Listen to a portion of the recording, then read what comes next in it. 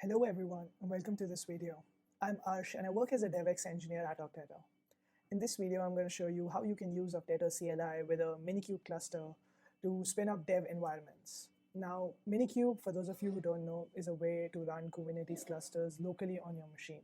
So it basically provides you a way to play around with a cluster and try out all the things you want to do with Kubernetes without having access to a cloud provider account. So we're going to see how we can leverage minikube and use Okteto CLI, which is the open source tool we use to deploy dev environments, and see how this combination works.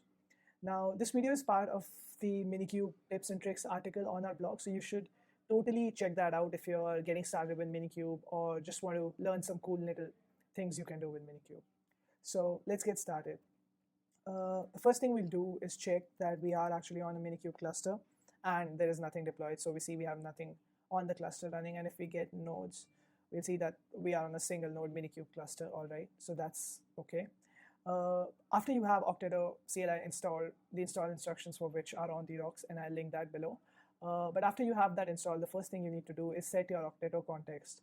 So you can run the Okteto context command for that, and this basically picks up all the clusters available in your kube config. So you see that I was already on the minikube one, but if you're not, you can just choose that from here.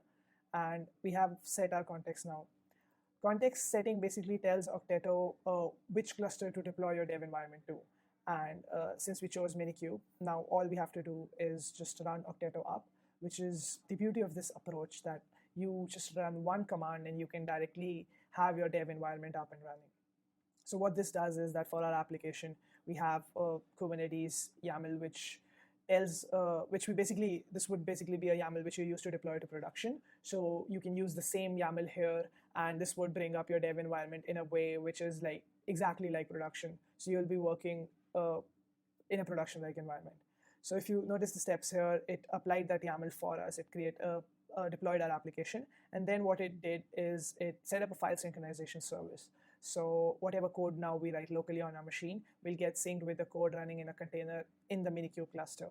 So we'll be able to see the changes we make reflected in a production-like environment. After that, it also gave us access to a shell inside that container, which is this shell. And since this is a Go application, by the way, the source code of this is available at github.com/okteto/go getting started. It's a simple Go server.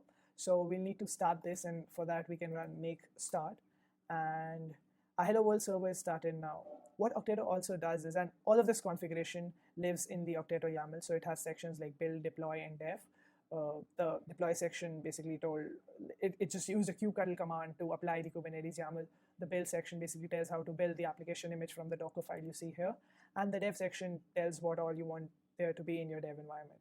So if you notice that our server is supposed to be running on the port 8080, and in the dev section I added this key called forward. What this does is it forwards the port open on that container to my local machine, which means even though everything is running in the container, in the cluster, I am still able to access my application. So I can go to localhost 8080 and I'm able to access my application.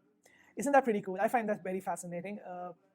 But once this has been done, what we can do is we can make a change now. Like, that's the beauty of this, that we can iterate and work on our application. So let's just change this to hello world from Okteto, and all I do is hit save, and behind the scenes this change went to the cluster, to the minikube cluster, and if I hit refresh, I see this live. So this is what I wanted to show, and this is how you can use Okteto CLI with minikube. And Okteto CLI works with any cluster, but if you just want to get started and want to try things out, minikube is a great way, and that I feel is the value minikube provides. So thanks for watching. If you have any questions, feel free to reach out to us at community.okteto.com, and hope you all have a great day.